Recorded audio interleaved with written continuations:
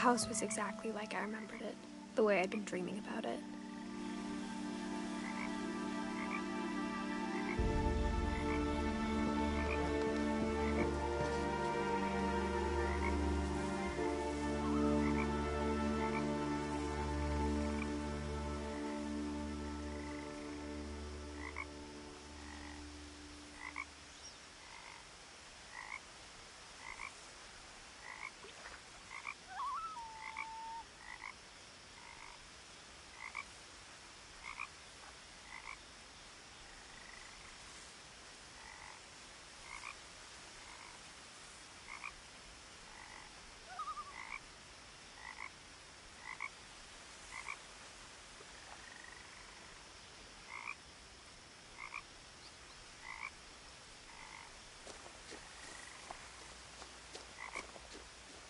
As a child, the house made me uncomfortable in a way I couldn't put into words. Now, as a 17-year-old, I knew exactly what those words were. I was afraid of the house.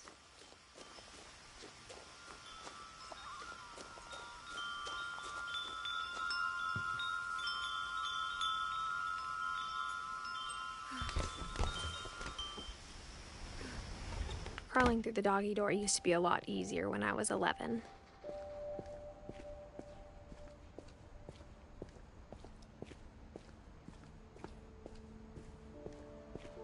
For the first time in years, I felt like I was home.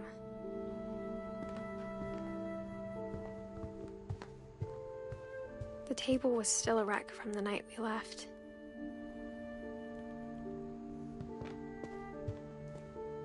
It was like a bomb had gone off, killing everyone but sparing the furniture.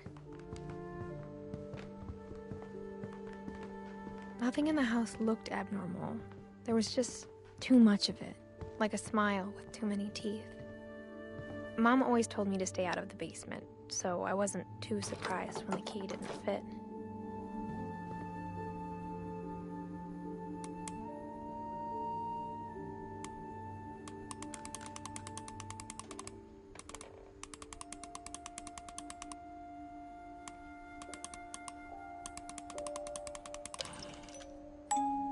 Great-Grandpa Sven built a music box for Barbara, along with the rest of the house.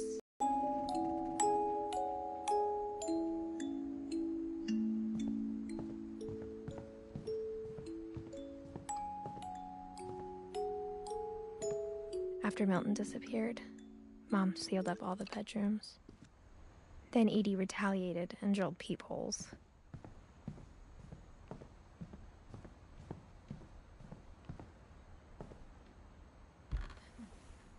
My Grandpa Sam spent 7 years sharing a room with his dead brother, Calvin.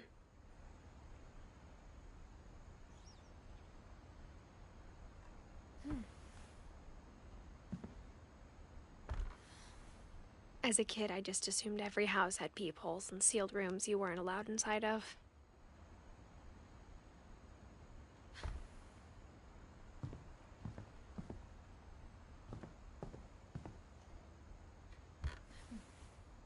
The last time I was in Edith Sr.'s room, I was 10 and she was painting my portrait.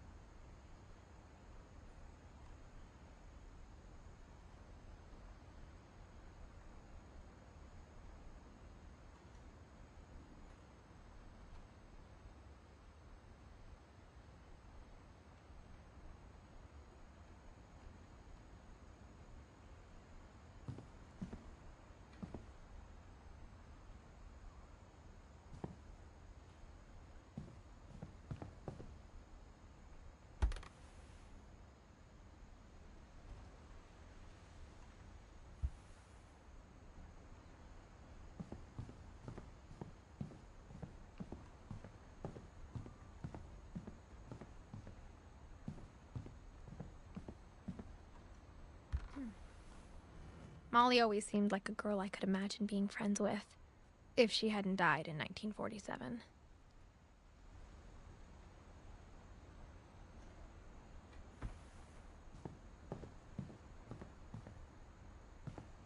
I spent a lot of time playing in Great Uncle Walter's room. I think my mom sometimes regretted not sealing it up.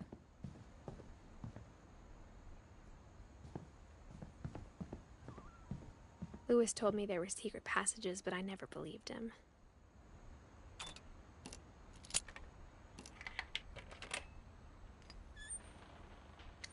Turns out, my mom was really good at keeping secrets.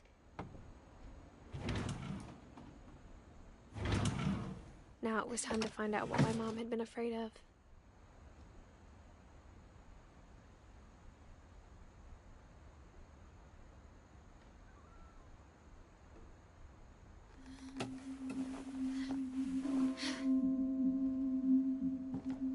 Reading this, maybe it sounds like I had a plan, but I had no idea what was behind that door.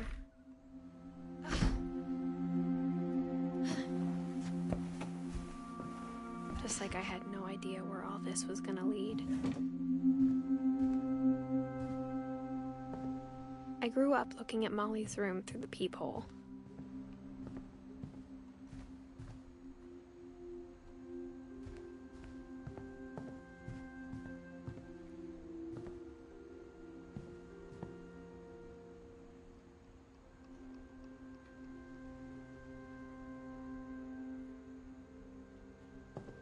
Being inside for the first time, I felt like I'd stepped behind a painting.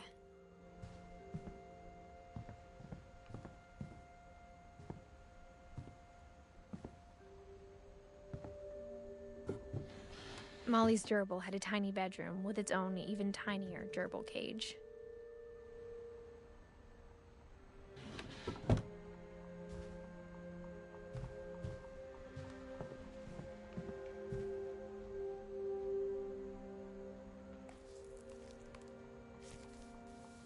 December 13th, 1947.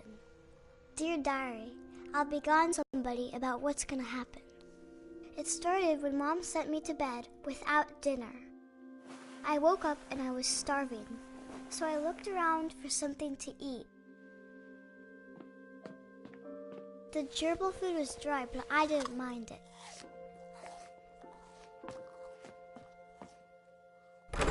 Mom, can I come out now? Sweetheart, it's late. Go to sleep.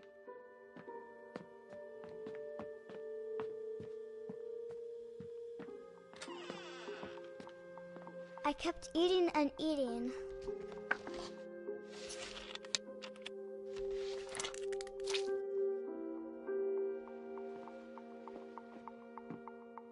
I ate a lot of things that night.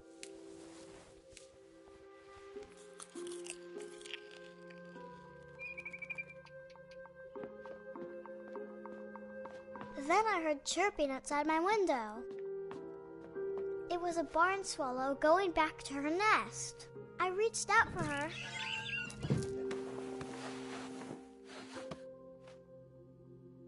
And suddenly,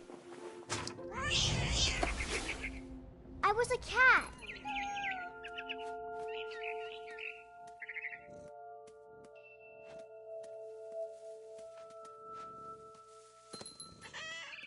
I tried to be quiet, but the bird was really scared.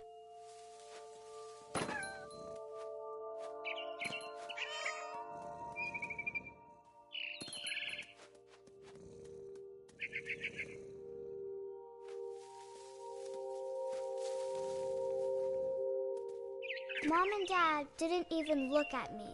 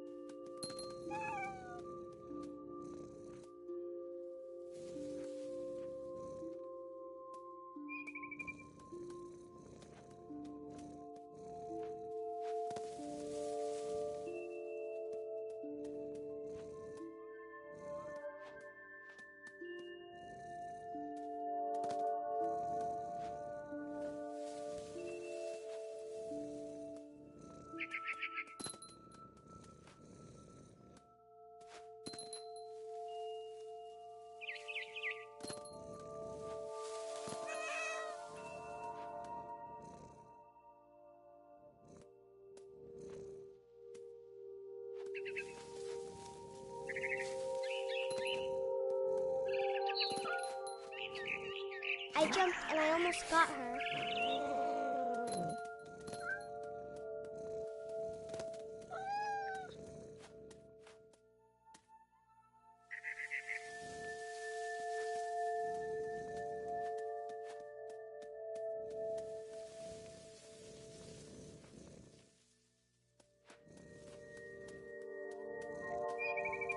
I could tell she was getting really tired. Now I was up in the big tree. I promised Dad I wouldn't climb it anymore. All I cared about was eating that mama bird.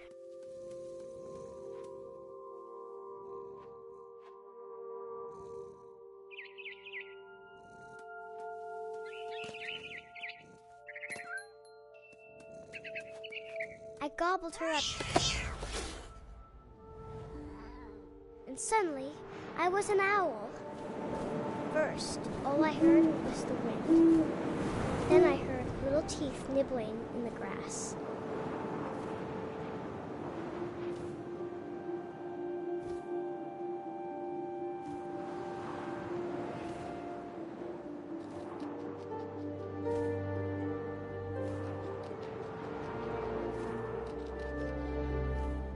Rabbits.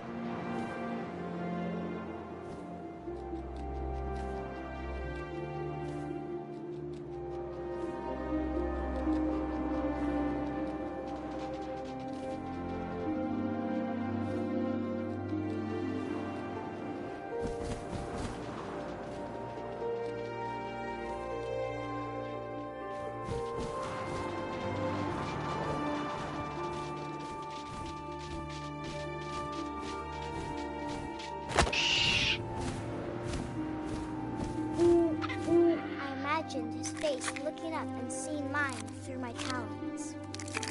I swallowed him up, and I didn't chew one bit. Then I flew off to find something bigger.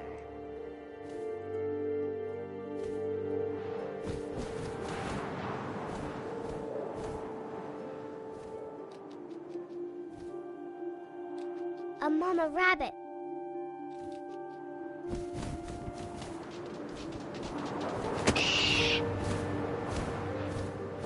She was almost too big to carry. I started choking, but I couldn't. And suddenly, I was a shark.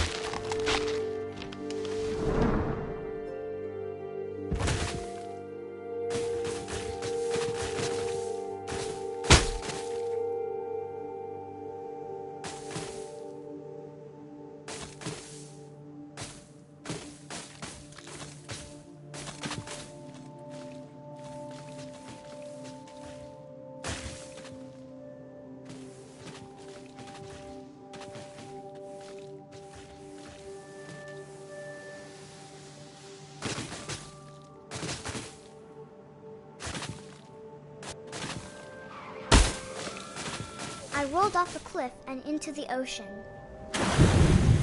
Now, I was hungrier than ever.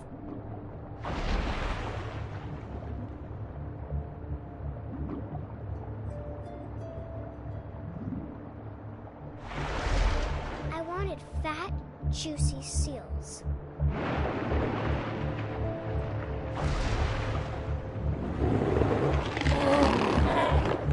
I tore off her flipper, and it tasted really good.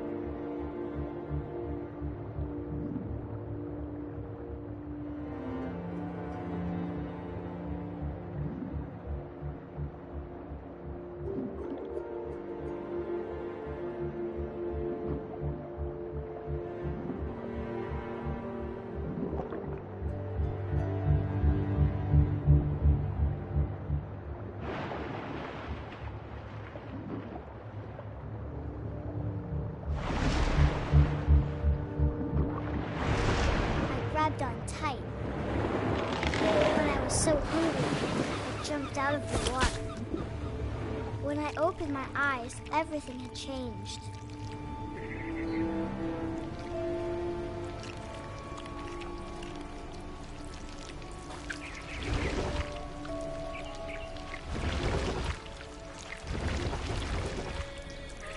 Now I was a monster, and I smelled people everywhere.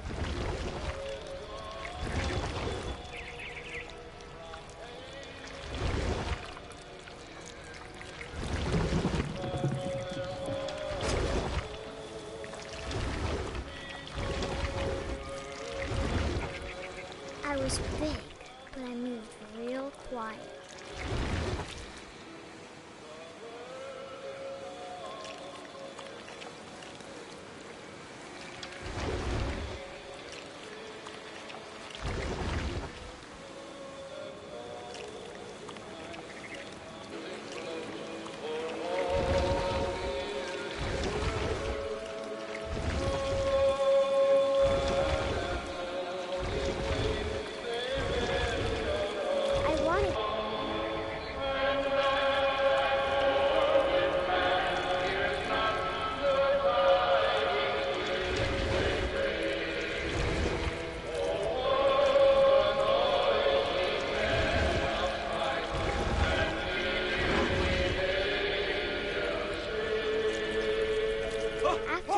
Passenger, I was still hungry.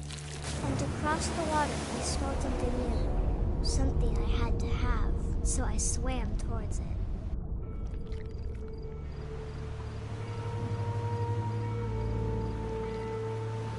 I slithered onto the sand, and the good smell went into an old pipe.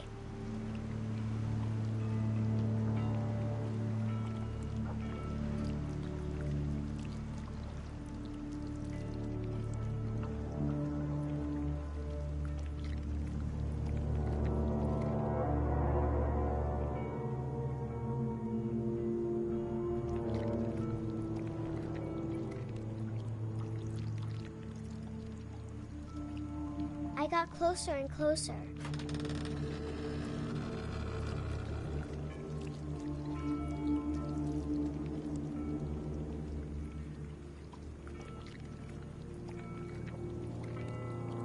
All my stomach started growling. And suddenly, I was me again. I held my breath for a long time, but I couldn't hear anything. I think it's waiting for me to fall asleep. But it's not going to wait much longer. It needs to feed, and we both know I will be delicious.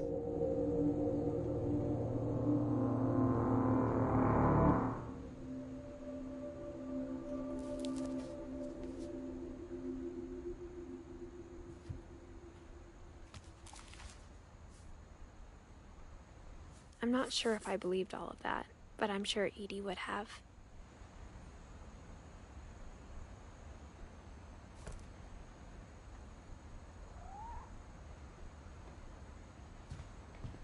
I can't describe it, but I felt like some part of Molly was still here.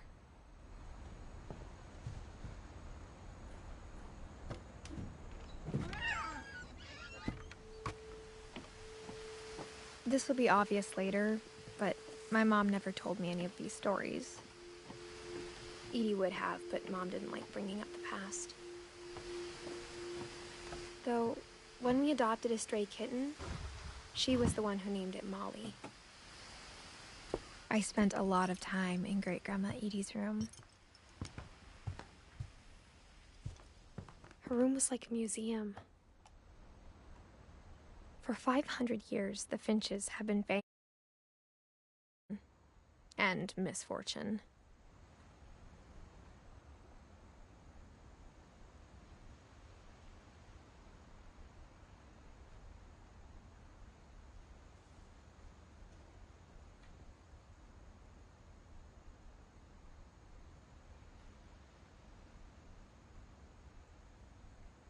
Odin Finch buries the latest victims of the family curse, his wife Ingeborg and their newborn son, Johann.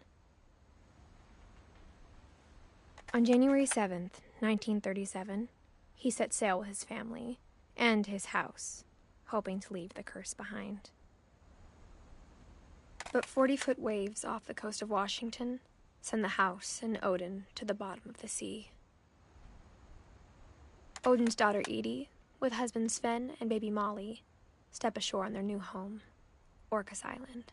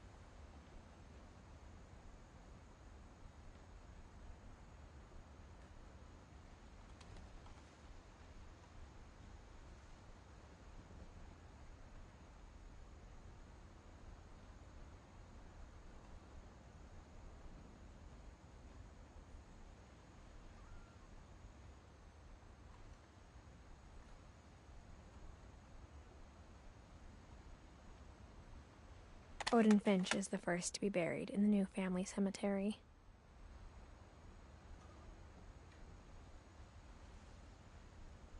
His daughter Edie is already dreaming of a new Finch house.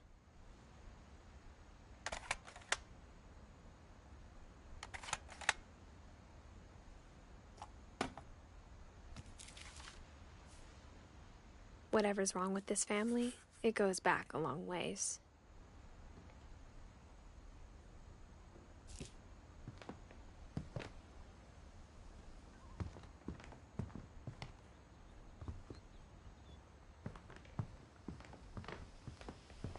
Louis died a week before we left, but Edie had already started to memorialize him.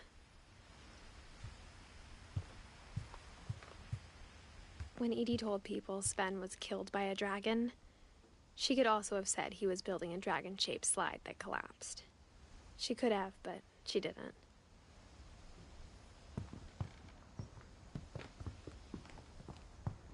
Even in her 90s, sometimes Edie seemed a lot younger than my mother.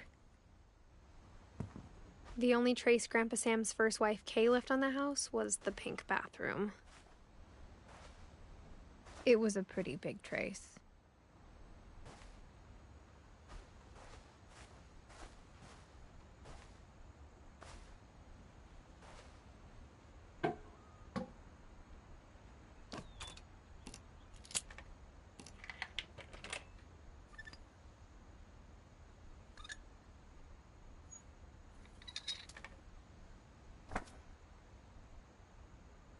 There's a secret in this bathroom.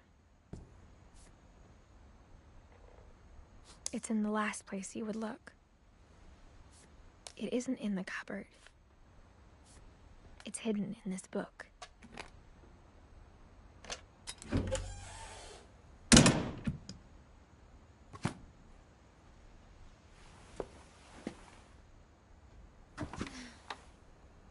Sven gave Sam an old camera he'd refurbished. he never put it down. From the paintings on the wall, it was clear my brother Milton had been here before me.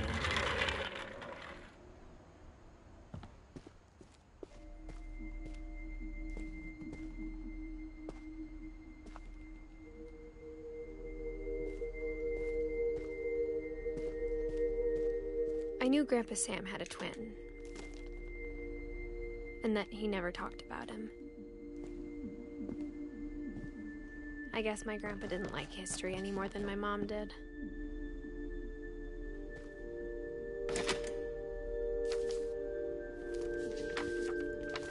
How I Want to Remember My Brother by Sam Finch.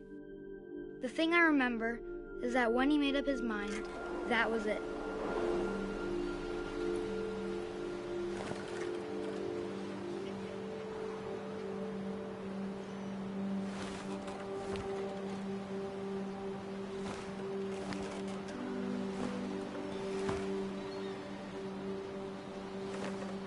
My brother said he'd die before he ate another mushroom, and he did.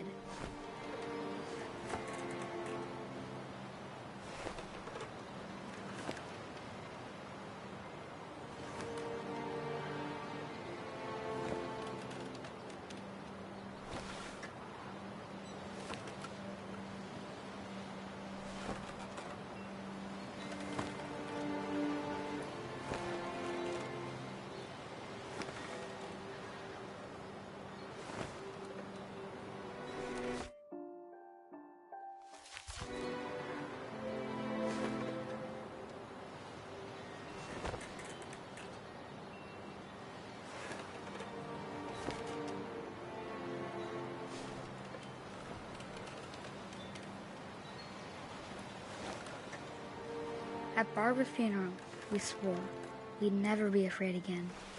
And he wasn't. I think Calvin always wanted to fly.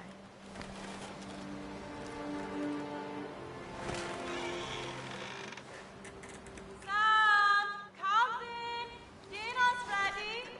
Coming! But that day, he finally made up his mind to do it. I told him going around was impossible. Maybe if I hadn't said that. Calvin! I'm not gonna tell you again! Maybe if the wind hadn't picked up.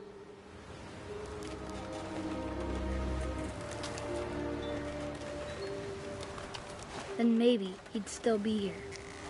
But I doubt it. I think he'd already made up his mind.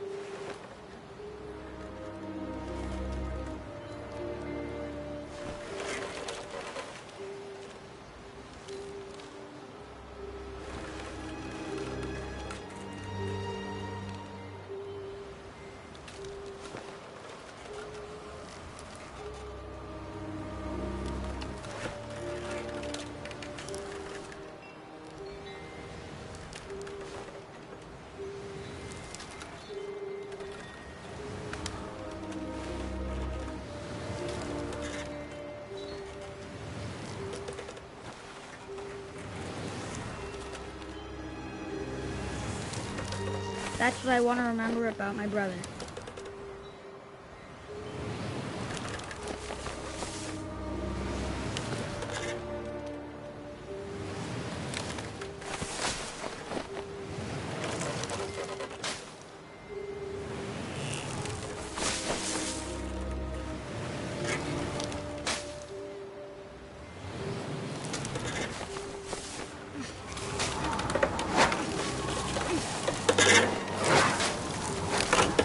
day he made up his mind to fly.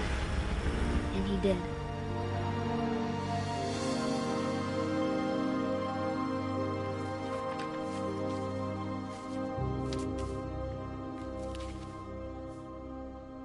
Calvin's story felt strangely familiar. When I was younger, I remember trying to do the exact same thing.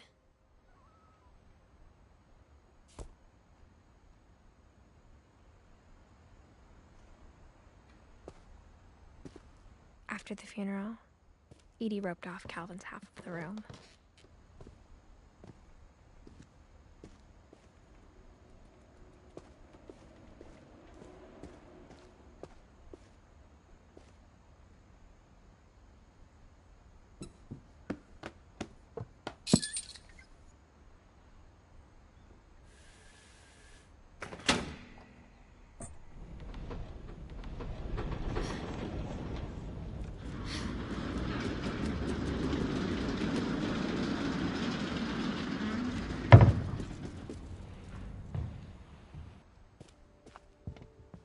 The passages were a pretty tight fit. They'd obviously been built for smaller hands and bellies.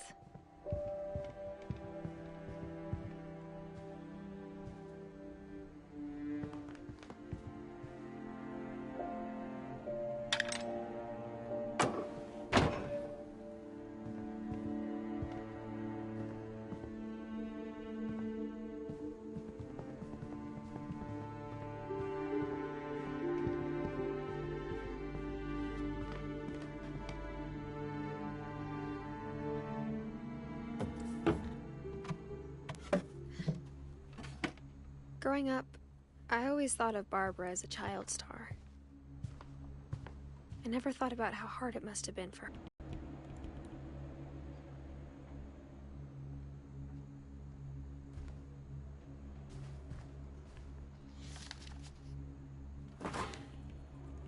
Of all the stories people wrote about Barbara's death, I'm surprised Edie saved this one.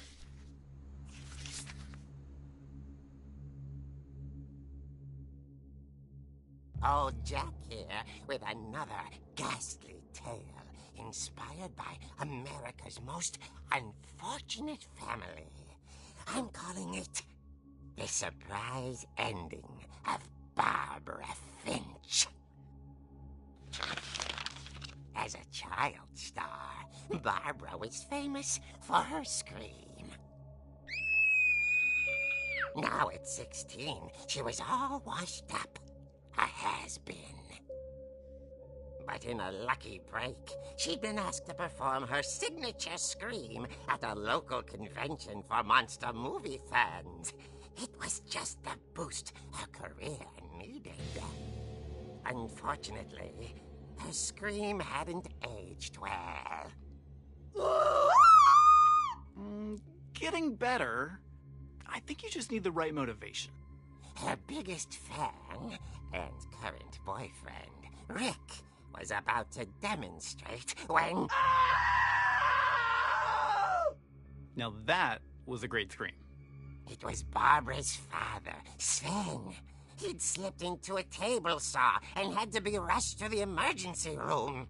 So Barbara got stuck babysitting her youngest brother, Walter. Her convention comeback was cancelled. Okay, I'm hearing frustration, but I'm not hearing terror. What if I tried... A gang of hoodlums in Halloween masks have been terrorizing Orcas Island tonight. Police are urging residents to... That came from the basement. You're right! Also, I loved your delivery on that. Why is your basement door locked? Because my dad likes making puzzles and secret passages. There's a key hidden in the music box. The secret is to keep winding and winding until finally the key pops out. Thanks, babe. I'll be back in a sec. 20 minutes later, Rick hadn't returned. So Barbara went to look for him, right on cue. She reached for the music box.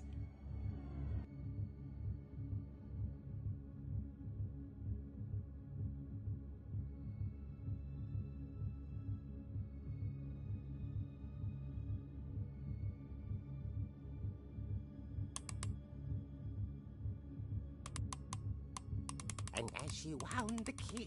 She listened for Rick, but the house was silent.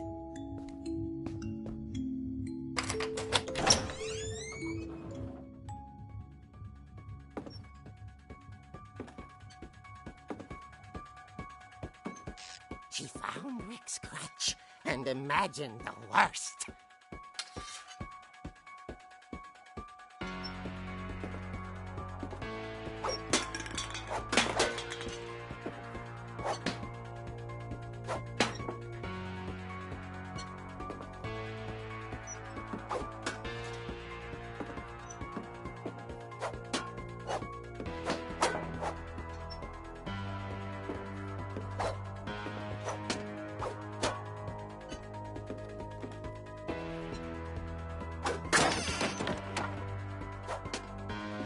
The gang's leader is the infamous Hookman killer, Dr. Carl Hamill, who impaled and then ate his family 10 years ago tonight.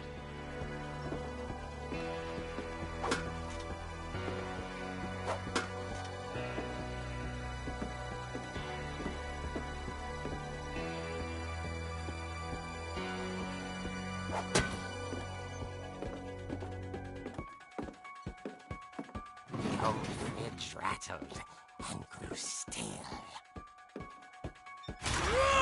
Oh dear! Oh! Rick? Barb, relax. I was just trying to scare you to help you find your scream. Well, I'm not scared, Rick. I'm furious. Then act furious. All I'm getting from you now is that you're hurt and confused and you're... She threw him out, but she kept a little something to remember him by. Barb, have you seen my other crutch? And she was still holding it when she fell asleep watching the late picture show. Hours later... Barbara! Walter, what's going on up there? Ah! Okay, I'm coming up, but if this is a trick, you're dead, Walter.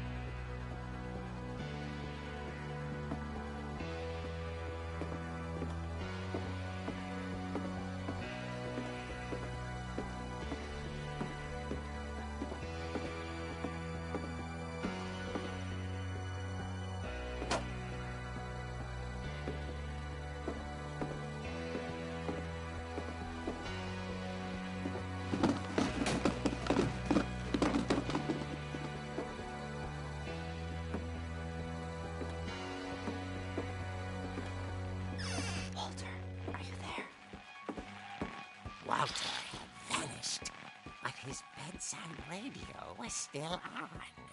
Orcas Island police describe the man as 6 feet tall, with a steel hook for a hand. Residents are urged to lock all doors and windows and notify the police of any suspicious activity.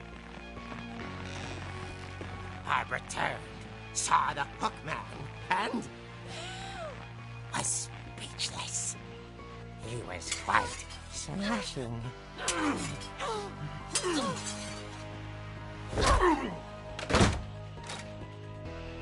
And he was.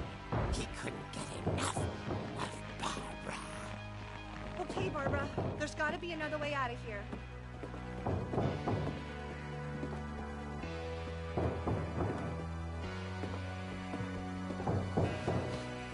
That night, she played her part beautifully.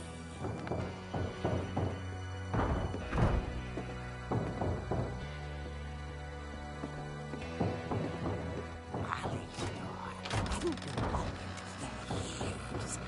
The hinges groaned.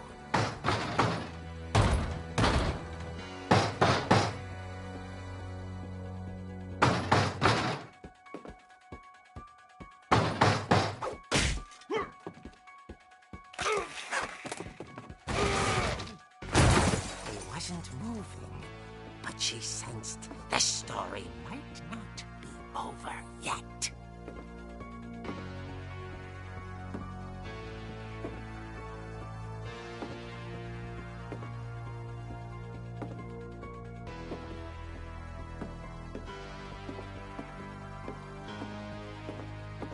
The hookman had vanished.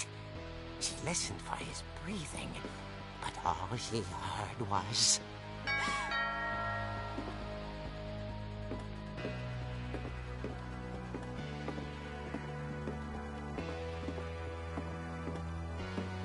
At the door, she heard whispering. It was coming from inside.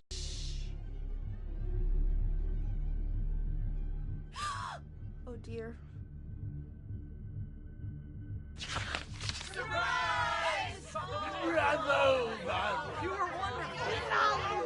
The monsters had come to surprise her. For Barbara, it was a dream come true. Then she saw what kind of monsters they were, and she realized what was about to happen. She was going to be famous. And with her final breath, Barbara Finch gave the performance of her life.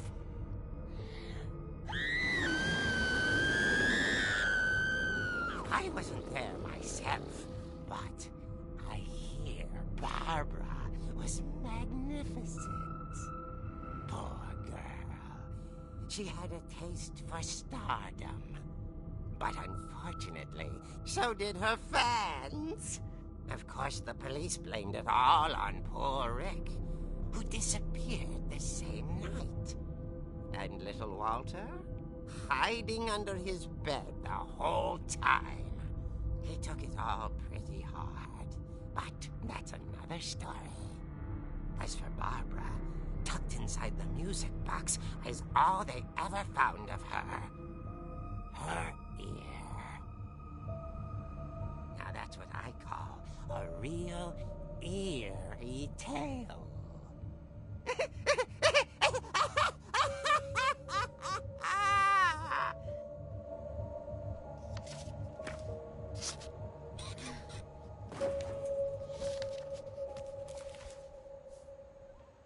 Edie told me all Barbara wanted was to be remembered, as absurd as that comic was. Maybe what Edie saw was a happy ending.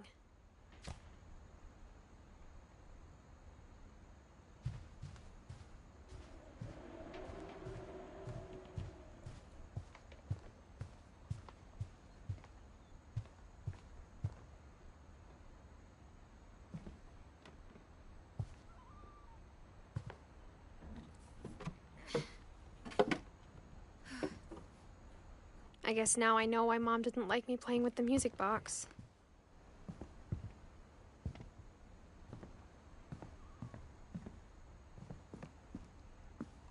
Mom must have locked the third floor stairs on the night we left.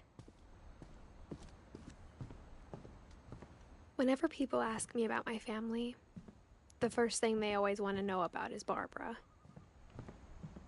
It's funny. All those times I played with the music box and never found the basement key.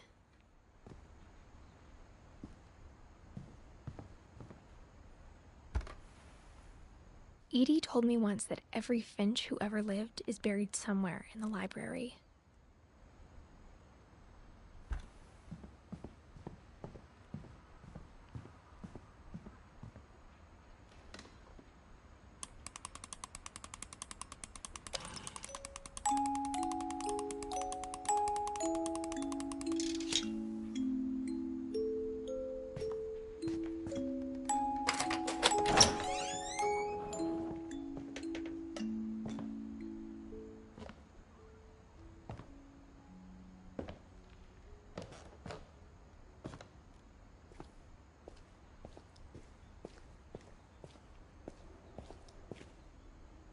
Mom said the basement was off limits, unless I wanted another tetanus shot.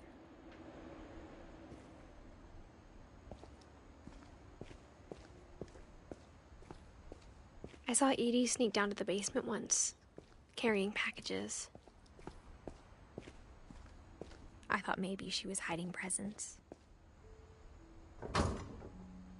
It turned out she was hiding a lot more than that.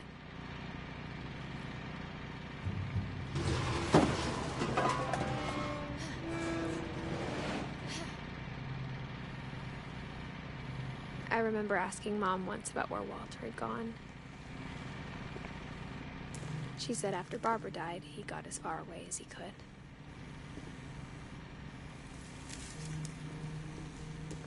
If there's a pattern in all these stories, I think it's that none of us has gotten very far.